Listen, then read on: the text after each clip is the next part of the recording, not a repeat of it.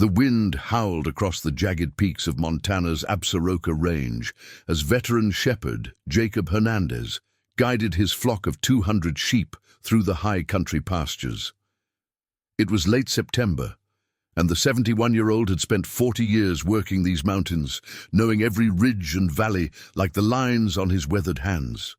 He'd left base camp 3 days earlier, moving his sheep to fresh grazing grounds at 9,000 feet elevation, expecting to return before the weather turned. But nature had other plans. On the 4th morning, Jacob woke to find his left ankle swollen to twice its normal size. The previous evening, he'd stepped into a hidden crevice between 2 boulders while checking on a ewe that had wandered from the flock. The pain had been sharp but manageable then. Now, as he tried to stand, agony shot through his leg like lightning. He collapsed back onto the rocky ground, his breath coming in ragged gasps. Testing the ankle gently, he knew immediately it was badly sprained, possibly fractured. Walking the 12 miles back to base camp was impossible. Before we continue with Jacob's incredible story of survival, we'd love to hear from you. Please subscribe to the channel and leave a comment telling us where you're watching from. Your support helps us share these remarkable true stories with viewers around the world. Jacob assessed his situation with the calm pragmatism that had kept him alive through decades in the wilderness. His emergency radio had broken 2 days earlier when he'd dropped it on a rock. His satellite phone was back at base camp. He'd left it behind to save weight, a decision he now bitterly regretted.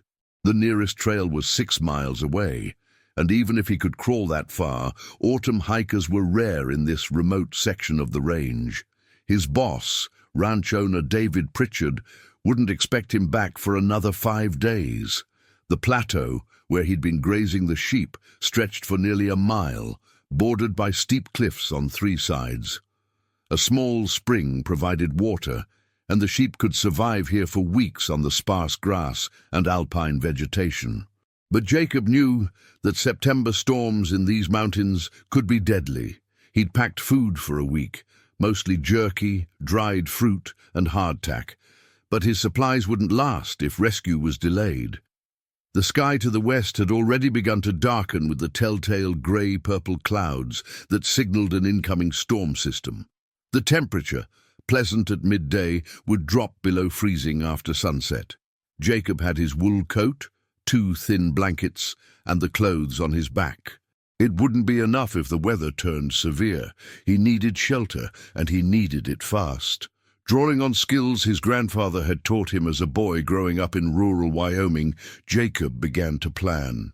The plateau offered little natural protection, no caves, no dense tree cover, just wind-blasted rock and sparse vegetation clinging to life in the thin mountain air. But he had resources that most stranded hikers wouldn't have.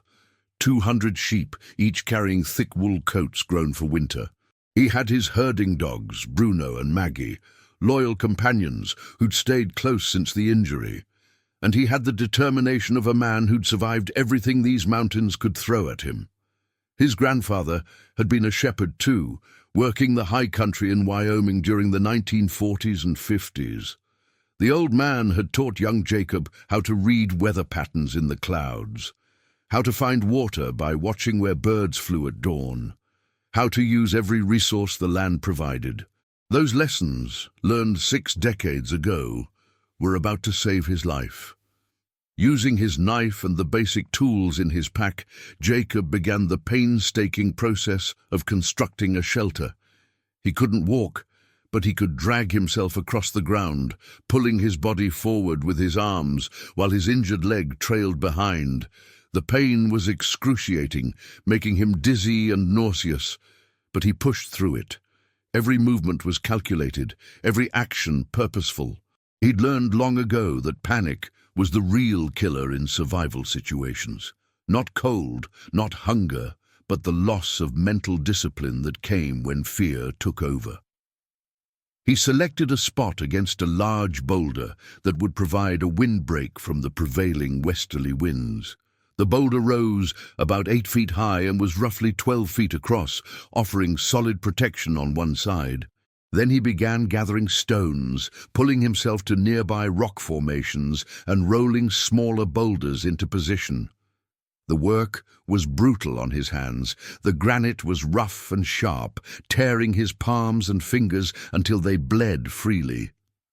But he couldn't stop. Each stone he placed was another layer of protection between himself and the elements. It took him the entire day to create a circular wall 3 feet high and 6 feet in diameter, arranged in a horseshoe shape with the opening facing away from the wind.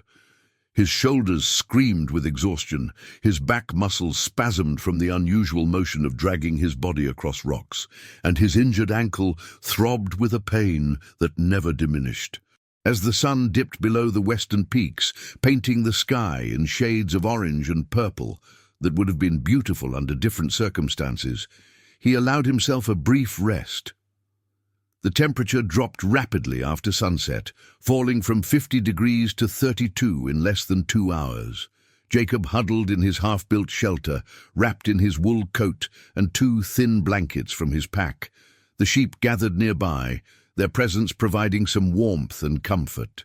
Sheep are herd animals with strong protective instincts, and they seemed to sense that their shepherd was injured and vulnerable. They formed a loose circle around his shelter, their bodies creating an additional windbreak.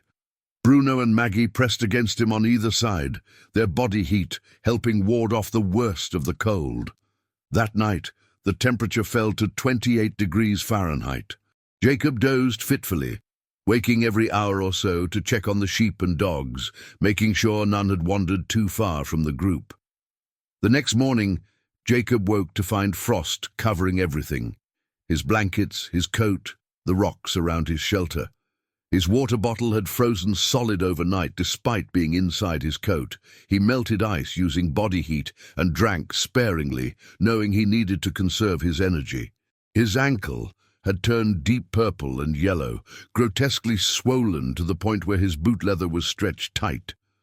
The pain had evolved from sharp stabs to a constant grinding ache that radiated up his entire leg.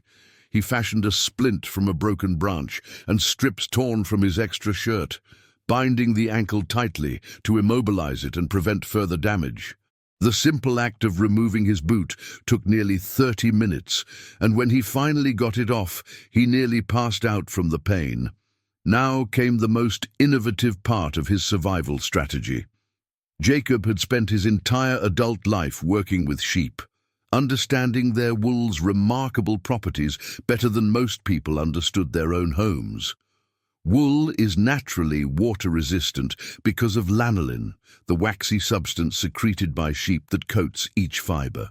It's insulating even when wet, trapping air between the crimped fibers to create countless tiny pockets of warmth. It's fire retardant, making it safer than synthetic materials. And it's breathable, allowing moisture to escape while retaining heat. Jacob knew that if he could harvest enough wool and weave it properly, he could create insulation that would keep him alive through the coming storms. Using his knife, he carefully sheared wool from his sheep, taking only what he needed without harming the animals. The process was slow and awkward from his seated position, but the sheep were accustomed to his touch and stood patiently while he worked. He started with the older ewes, those with the thickest coats who could spare the wool without suffering in the cold. He took wool from their flanks and backs, leaving their bellies and legs covered for warmth. Each sheep yielded about a pound of usable wool, and he worked methodically through the flock over the course of 3 days, collecting enough wool to fill 4 large feed sacks from his pack. His fingers worked constantly during the daylight hours, pulling and twisting the fibers together, creating thick wool mats that he layered inside his stone shelter. The work kept his mind occupied and his hands busy, preventing him from dwelling on his increasingly desperate situation. He packed wool between the rocks to fill gaps where wind whistled through, stuffing it in tightly like insulation in a wall. He created a thick wool mat for the ground, at least 6 inches deep, insulating himself from the frozen earth that would otherwise leach away his body heat. He even fashioned a rudimentary door by weaving wool into a heavy curtain that he could drop over the entrance, creating an airlock effect that trapped warm air inside. The shelter began to transform from a crude pile of stones into something that might actually keep him alive through a mountain winter. Inside the completed structure, the temperature was noticeably warmer than the outside air. Not comfortable, but survivable. On day 7, the first major storm hit with a ferocity that terrified even Jacob, who'd seen countless mountain storms. He watched from his shelter as dark clouds rolled across the peaks like a grey tsunami, moving so fast he could see them advancing across the valleys below. The wind picked up, howling through the rocks with a sound like 1,000 angry spirits, building from a whistle to a roar that made conversation impossible. Then came the snow, thick, heavy flakes that quickly accumulated on the ground. Within hours, the plateau was buried under 6 inches of powder. The sheep huddled together in tight groups, their backs to the wind, snow accumulating on their wool coats but not penetrating to their skin. The dog stayed inside the shelter with Jacob, whining nervously at the violence of the storm. Inside his wool-insulated shelter, Jacob remained remarkably warm, relatively speaking.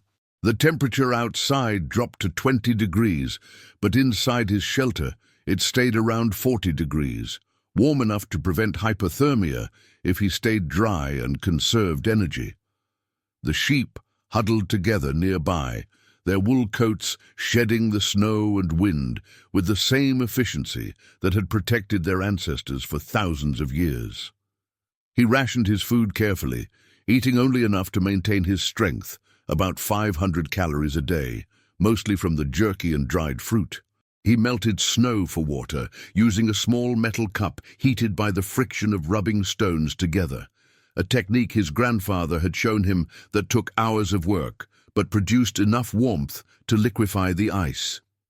The process was tedious but necessary, as eating snow directly would lower his core body temperature dangerously. The storm lasted 3 days, dumping nearly 2 feet of snow on the plateau. When it finally passed, the landscape was transformed into a white wilderness that bore no resemblance to the rocky alpine meadow where Jacob had first been injured. The temperature had dropped to 15 degrees at night, and his food supplies were running dangerously low. He'd been surviving on less than 500 calories a day, and his body was beginning to show the effects of prolonged malnutrition. His face was gaunt, his cheeks hollow, his eyes sunken. His clothes hung loose on his frame. He estimated he'd already lost 15 pounds. His hands shook with a fine tremor that never quite went away, a sign that his body was struggling to maintain core temperature and basic functions. But Jacob refused to give up. Surrender wasn't in his nature, hadn't been since he was a boy learning to work cattle in Wyoming's brutal winters. He expanded his shelter, adding another layer of stones to the walls and more wool insulation to fill the gaps. He created a small outdoor area where he could sit during the brief periods of sunshine, letting the sun warm his face and boost his spirits. The psychological benefit of sunshine was enormous. On cloudy days, he found himself slipping into depression, his thoughts turning dark and hopeless. But when the sun came out, even for an hour, he felt his determination return. He talked to his dogs constantly, to the sheep, even to himself, anything to keep his mind active and focused on survival rather than despair. He recited poetry he'd learned in school, sang songs his mother had taught him, told stories to Bruno and Maggie about past adventures in the mountains. On day 12, another storm rolled in, this one even worse than the first. The Weather Service would later classify it as a historic early-season blizzard that dumped record snowfall across Montana and Wyoming. The wind was so strong that it knocked over several sheep, and Jacob had to drag himself out into the blizzard to help them upright, pulling himself through knee-deep snow with his arms, while his injured leg dragged uselessly behind. Snow drove horizontally across the plateau, reducing visibility to 0. The temperature plummeted to 8 degrees, with wind chill pushing it well below zero. Inside his shelter, Jacob wrapped himself in every piece of wool he could gather, creating a cocoon of insulation that covered him from head to toe. The dogs pressed against him on either side, sharing their warmth, their breathing creating small pockets of humidity that helped maintain temperature. That night was the longest of his life. The wind screamed like a living thing, battering his shelter with such force that he worried the stones would collapse and crush him. Several times, he heard sheep bleating in distress, their cries barely audible over the howling wind, but there was nothing he could do to help them. He could only pray that they would survive until morning, using their herd instincts to huddle together and share warmth. He dozed fitfully, his body shivering uncontrollably despite the wool insulation, his mind drifting in and out of dreams where he was warm and safe and whole. When dawn finally broke, grey and cold, Jacob emerged from his shelter to find a landscape utterly transformed. Snow had drifted to depths of 3 feet in some places, completely burying the lower parts of his stone walls. Several sheep had died during the night, frozen where they'd been unable to find shelter or separated from the herd by the wind.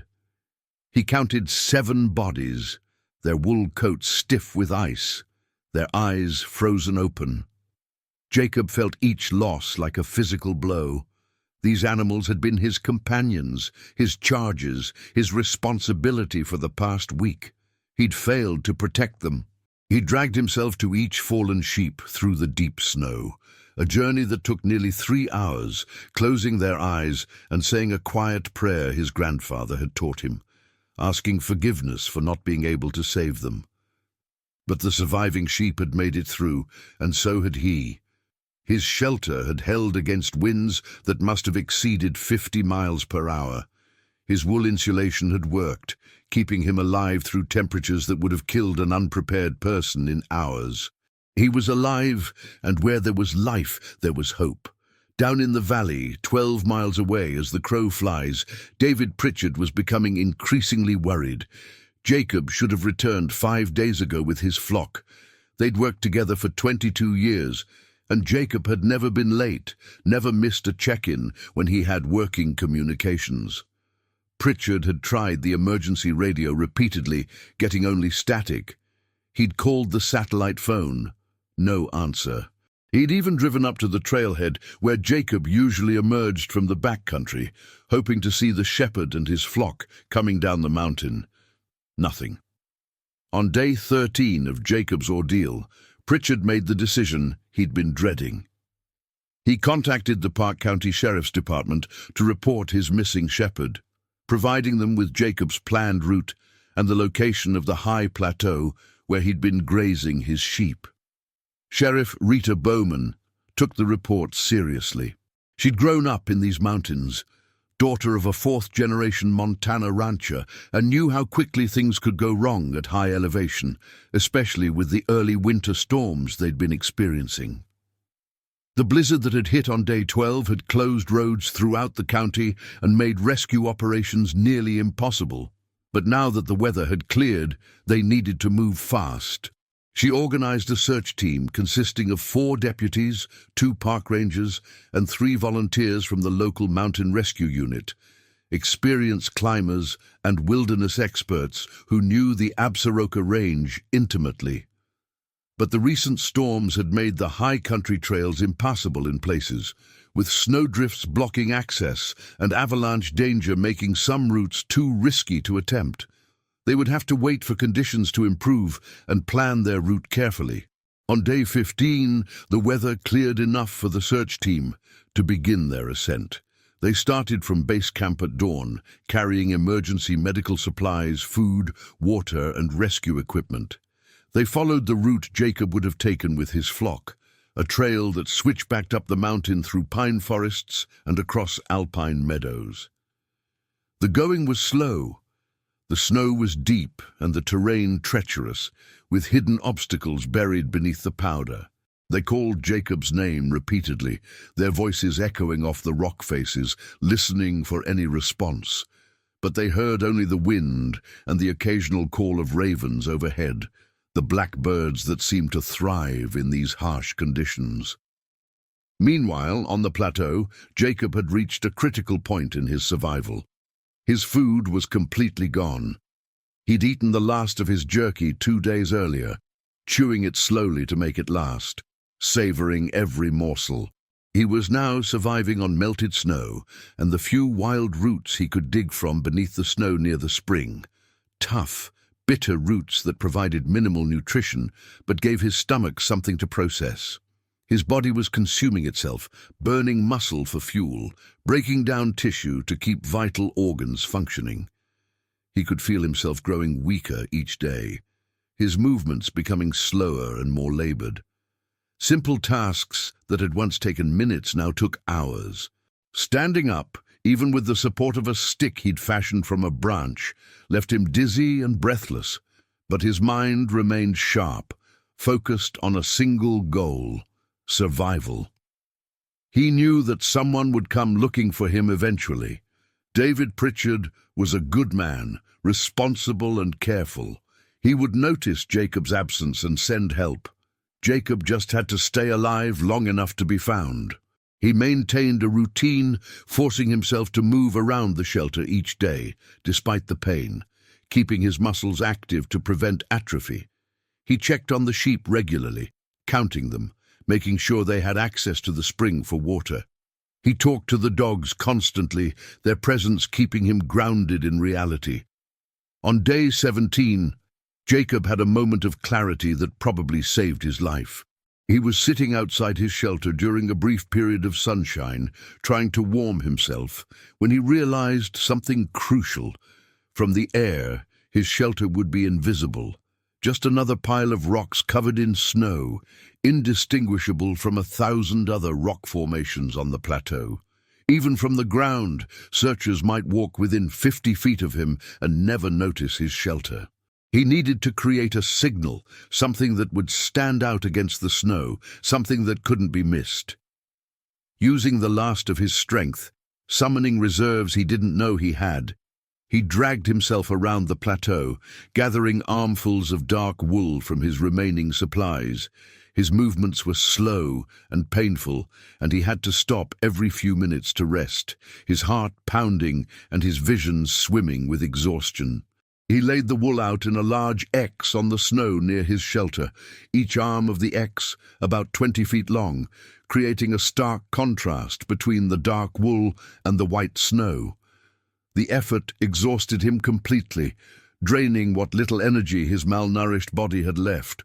He crawled back to his shelter and collapsed, his body shaking with cold despite the wool insulation, his breathing shallow and rapid.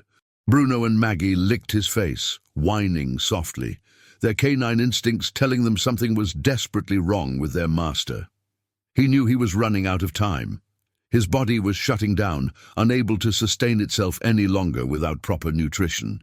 He had maybe 2 or 3 days left before organ failure would begin. After that, no amount of determination would matter. The search team had been combing the mountains for 4 days, working in rotating shifts to maximize their search time while preventing exhaustion. They'd covered miles of terrain, checking every valley and plateau where Jacob might have taken his flock. The work was grueling, breaking trail through deep snow, climbing steep slopes, dealing with altitude sickness and the brutal cold. On the afternoon of day 18, Deputy Michael Wong was scanning the high plateau with binoculars when he spotted something unusual through the powerful lenses, a dark pattern in the snow that didn't match the natural landscape. It was too geometric, too deliberate to be a natural formation. He called Sheriff Bowman over and pointed it out, his hand shaking slightly with excitement and cold.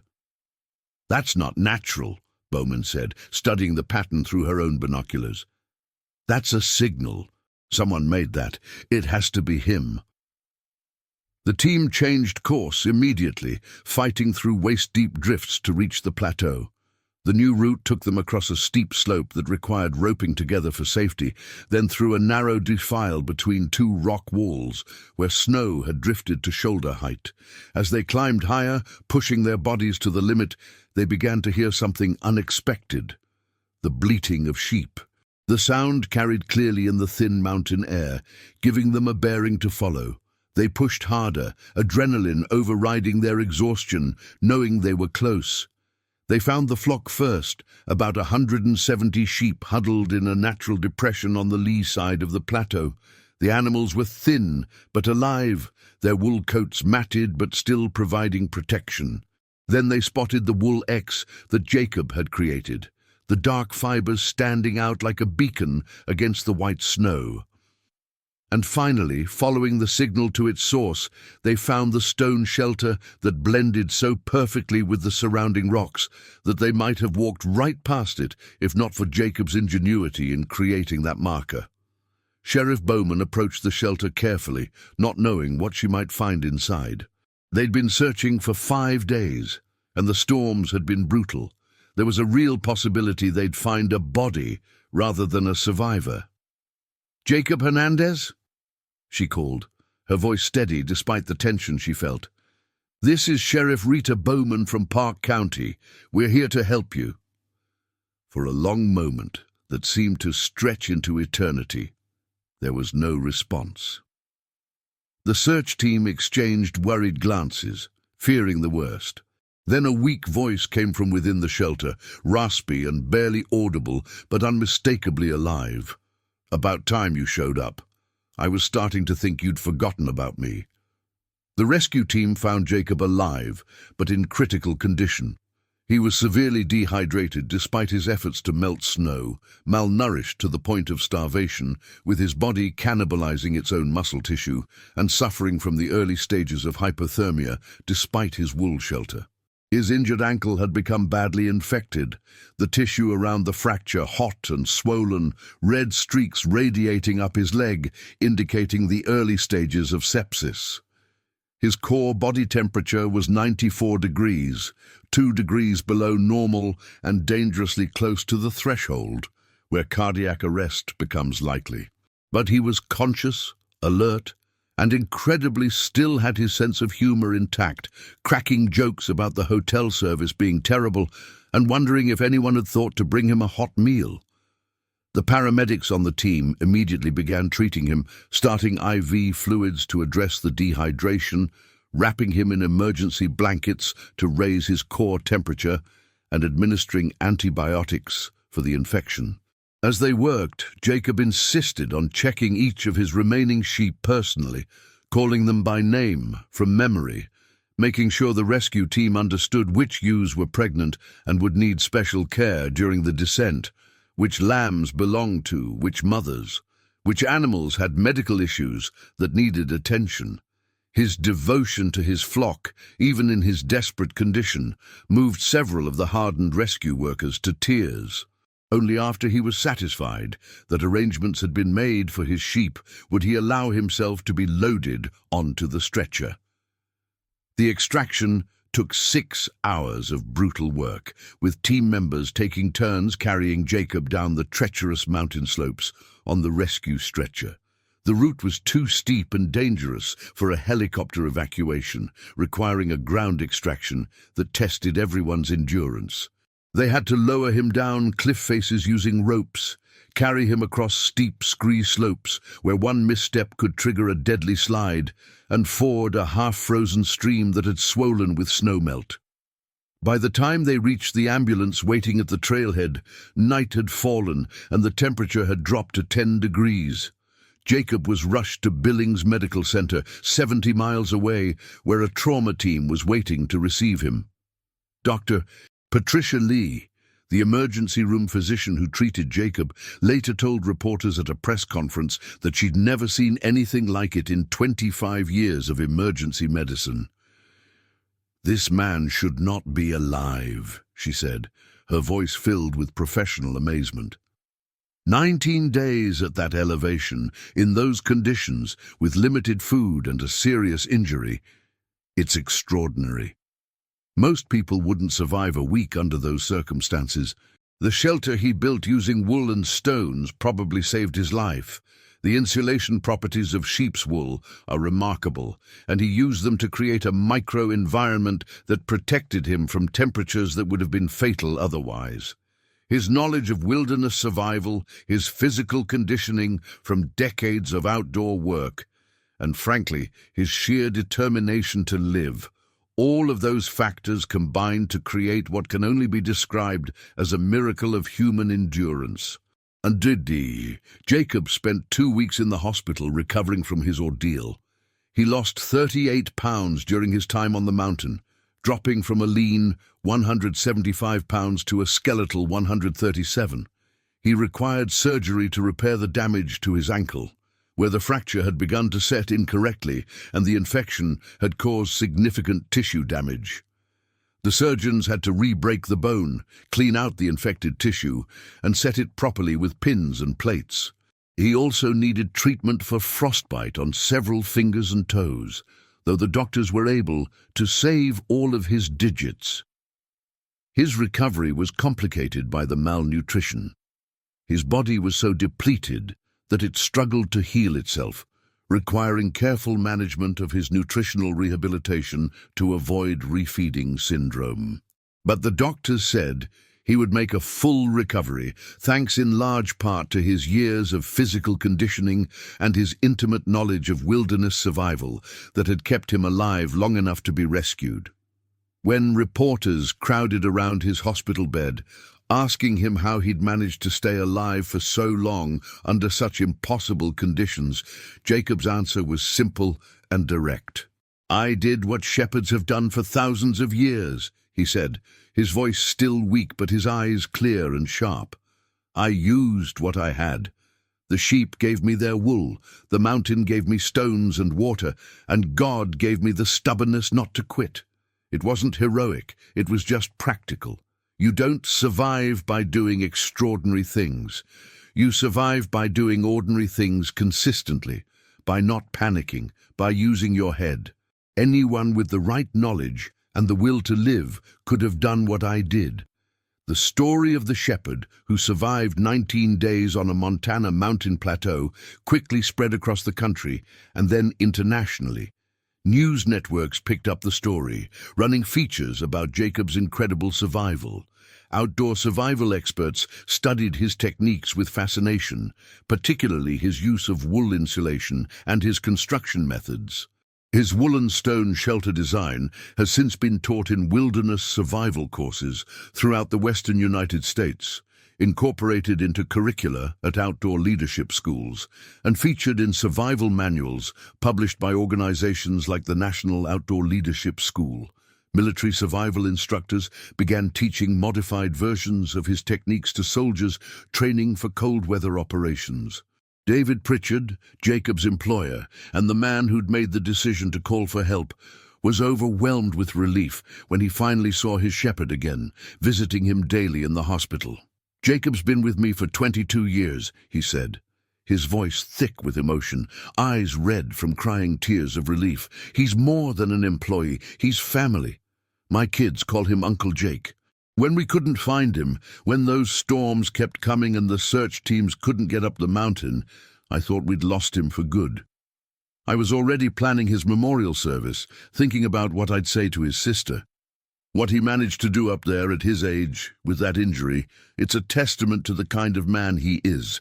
He's the toughest person I've ever known, and I've known a lot of tough Montana ranchers." The sheep that survived the ordeal were eventually brought down from the mountain by a team of herders hired specifically for that purpose. Of the original 200, 168 made it through the 19 days and the storms, a survival rate that experts called remarkable given the extreme conditions. Normally, sheep left unattended in such weather would have scattered or died in much larger numbers, but Jacob's careful management, even while injured, keeping them near water, choosing a sheltered grazing area, had saved most of the flock. Jacob insisted on being present when they arrived back at the ranch, despite still being on crutches and against his doctor's orders. He walked among them slowly and painfully, checking each animal personally, his weathered face creasing with satisfaction when he found them in good condition considering their ordeal. 3 months after his rescue, after intensive physical therapy and rehabilitation, Jacob was back in the mountains doing what he loved, though now with significant modifications to his equipment and protocols. He carried a satellite phone that he checked in with twice daily at preset times, an emergency beacon that could summon help with the press of a button, a comprehensive first aid kit, and enough emergency rations to survive 2 weeks. He also carried extra wool blankets and a detailed instruction manual he'd written himself on building emergency shelters. Ranch owner David Pritchard had insisted on these measures, and Jacob, chastened by his near-death experience, agreed without argument. His injured ankle had healed well under the care of excellent surgeons, though he walked with a slight limp that he said reminded him of his adventure and kept him humble. He joked that it was his weather-predicting ankle now, aching whenever a storm was coming. The physical therapists had told him he'd never walk without pain again, that he'd probably need a cane for the rest of his life. Jacob proved them wrong through sheer determination, working his rehabilitation exercises for hours every day until he could walk almost normally again. The limp remained, but it didn't slow him down much. The wool shelter remained on the plateau for several weeks after the rescue, drawing curious hikers who wanted to see the structure that had saved a man's life. Word spread through hiking communities, and people began making pilgrimages to the site, taking photographs and marveling at Jacob's ingenuity. Some left notes and offerings, canned food, blankets, even a waterproof journal where visitors could write their thoughts. Eventually, the Park Service dismantled the shelter to prevent the site from becoming over-visited and to protect the fragile alpine ecosystem from trampling, but photographs and measurements were carefully documented before removal. A replica was built at the Montana Historical Society in Helena, constructed by Jacob himself, working with museum staff, where it remains on display as a testament to human ingenuity and the will to survive. Jacob himself seemed largely unchanged by his brush with death, at least on the surface. He continued to work the high country each summer and fall, guiding his flocks through the mountain pastures with the same quiet competence he'd shown for 4 decades. He still rose before dawn, still spoke more to his sheep and dogs than to people, still preferred the solitude of the mountains to the bustle of town. When asked if he was afraid to return to the mountains after what happened, he looked genuinely puzzled by the question, as if the reporter had asked him something incomprehensible. Afraid? Of what? The mountain didn't try to kill me. I got hurt, the weather turned bad, and I dealt with it. That's life up here. You respect the mountain, you prepare for the worst, and you use your head. If you do those things, the mountain will take care of you. It gave me everything I needed to survive: water from the spring, wool from my sheep, stones for shelter. The mountain was my partner, not my enemy. People think nature is hostile, but it's not. It's neutral. It doesn't care about you one way or the other. It's up to you to work with it, not against it. His philosophy resonated with people far beyond the ranching and shepherding communities of Montana. Jacob received hundreds of letters from people all over the world, thanking him for reminding them that human resilience and practical knowledge could overcome seemingly impossible odds. Parents wrote to say they'd shared his story with their children as a lesson in perseverance. Cancer patients wrote to say his survival gave them hope during chemotherapy. Veterans dealing with PTSD wrote to say his pragmatic approach to crisis helped them cope with their own demons. Schools invited him to speak about his experience, offering honorariums that would have totaled more money than he made in a year of shepherding. Outdoor companies wanted to sponsor him, offering 5-figure contracts to endorse their products. A major publisher offered him a book deal worth 6 figures. He politely declined most offers, uncomfortable with the attention and preferring to return to his quiet life among the sheep and mountains. But he did agree to one request that aligned with his values.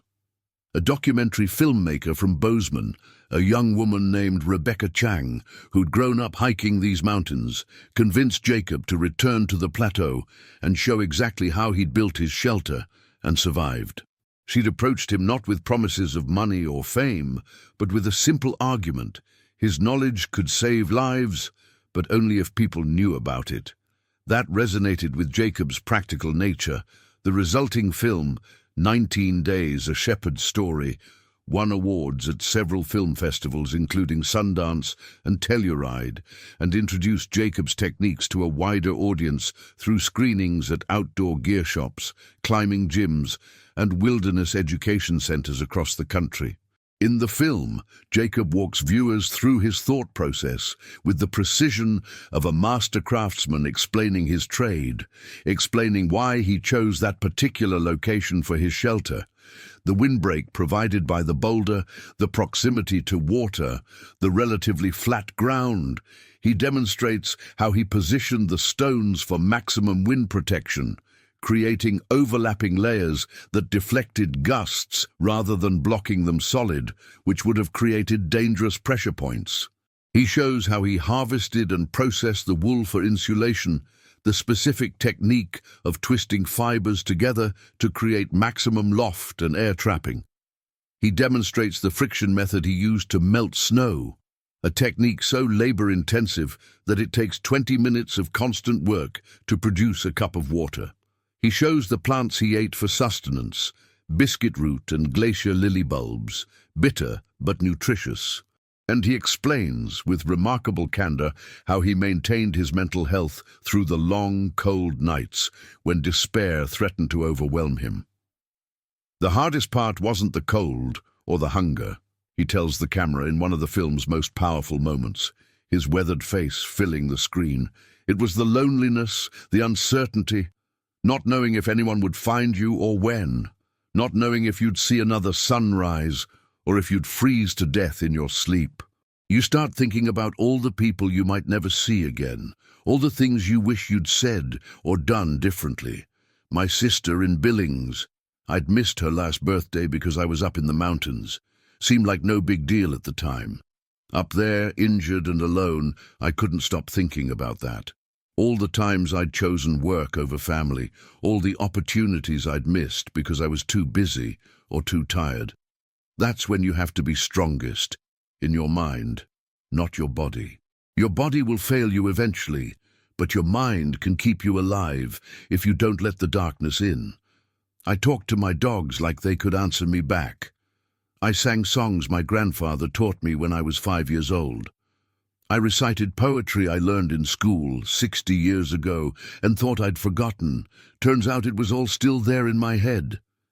Anything to keep the darkness away, to remind myself I was still human, still alive, still fighting.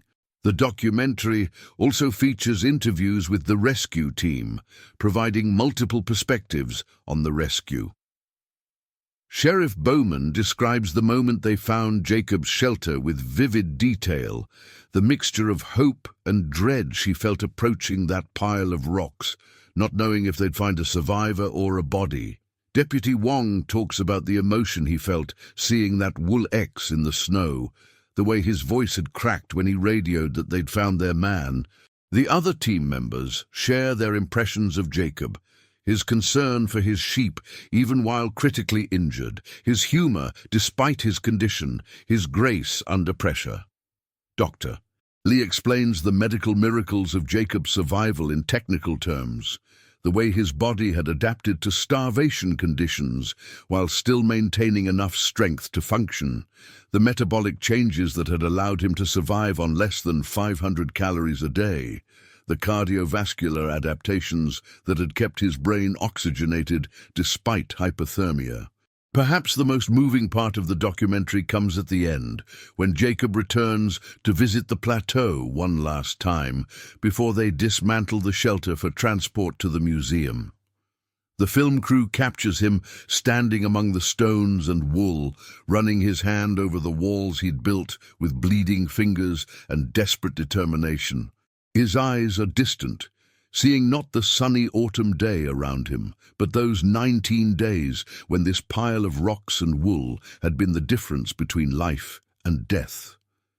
The camera holds on his face for a long moment, capturing emotions that words can't express. Grief for the sheep he'd lost, pride in his survival, gratitude for his rescue, and something deeper that might be wisdom earned through suffering. "I don't think of this as the place where I almost died," he says quietly, his voice barely above a whisper.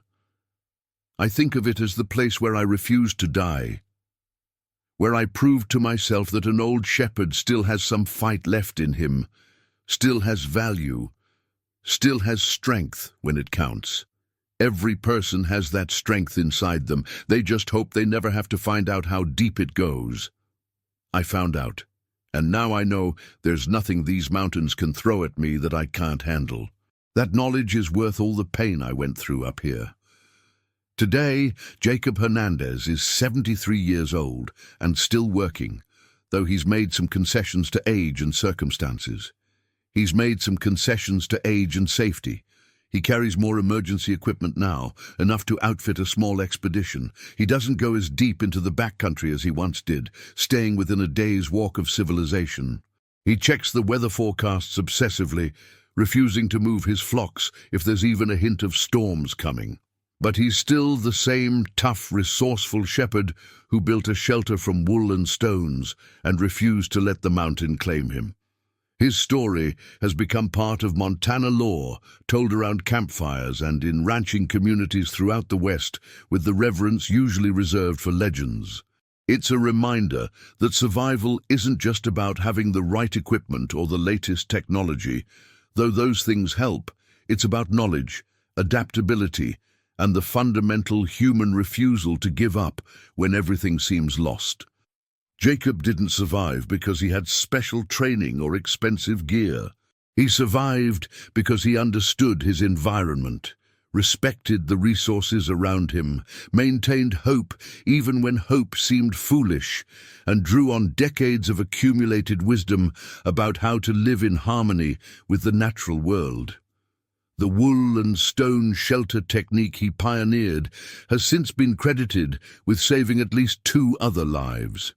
Hikers who found themselves stranded in winter conditions and remembered Jacob's story from news reports or the documentary.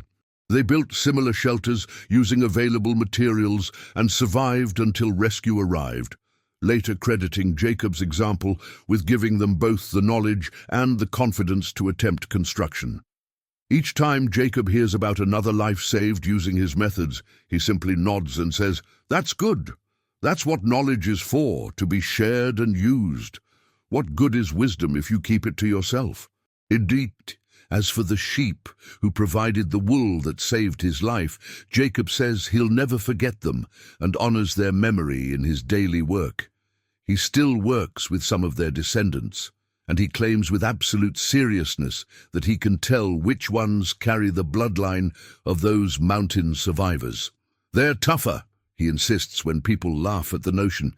"They've got that high country resilience bred into them, passed down through their genes. They don't panic in storms. They stick together better than other sheep. They're smarter about finding shelter, just like their shepherd. We both learned something up there on that plateau. We learned what we're capable of when everything is taken away except the will to survive."